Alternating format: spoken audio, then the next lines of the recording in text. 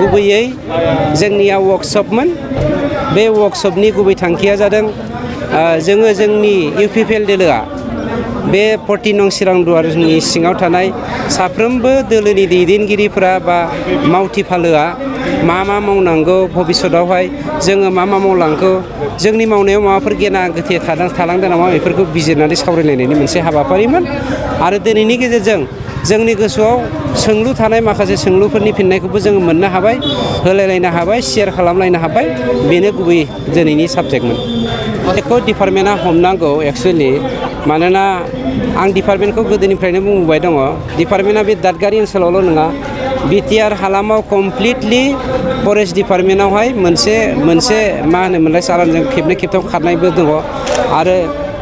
लिमिटनि बारा अजन लानानै खारनायबो दङ जायनि जाहोनाव जोंनाव गोबां एक्सिडेन्ट जादों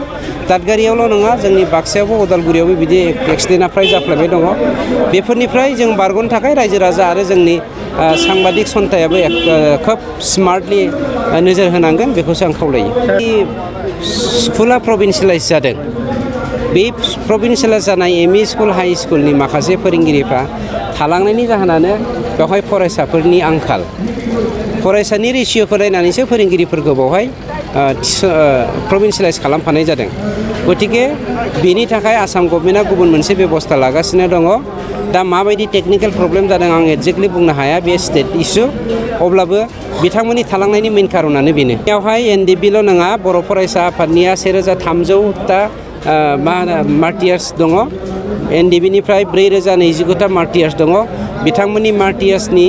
जा रिहेबिलिटेसन मा होनो एक्स ग्रेसिया पेकेज 5 लाख करि मोननो गोनां बेखौ जोंनियाव दा 25 क्र'र जोंना रेडि जानानै दं बेखौ जों बावैसोनो रानना होगोन खिन्थु नोंथांमोननि मेडियानि गेजेरजों आं मोनसे स्टेटमेन्ट होबाय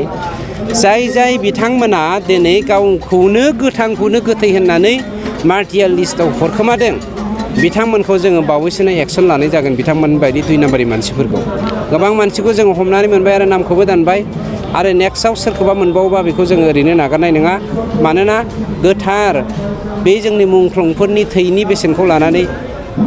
माबा मोनसे 2 नाम्बारि खालामनो नागिरनाया बिराद पापनि खामानि बेफोरबायदिनिफ्राय जानगाराव थानो थाखाय आं नोंथांमोननि मिडियानि गेजेरजों खावलायनाय जाबाय। मार्टियार्सथ' नङा मार्टियार्सआ एसेल' मोनदों बाखि जोंनि जि रिहेबिलिटेसन पेकेज मोननांगौ दङ जोंनि एक्स एनडिबिफोरनिफ्राय जोंनि एनडिबिपिनिफ्राय 225सा मोनबावनो गोनां दङ आरो बिथांमोननिफ्राय मा होनो वेल विजार हिसाबै बा बिथांमोननिफ्राय जि माने अभारग्राउन्ड केडारफोर बे अभारग्राउन्ड केडारखौ 3029 होनाय जादों एनडिबिपिनिफ्राय एसनिफ्राय होनाय जादों 1663 एनडिबिआरडिनिफ्राय होनाय जादों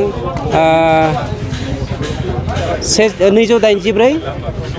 सिगां होजोंमोन 186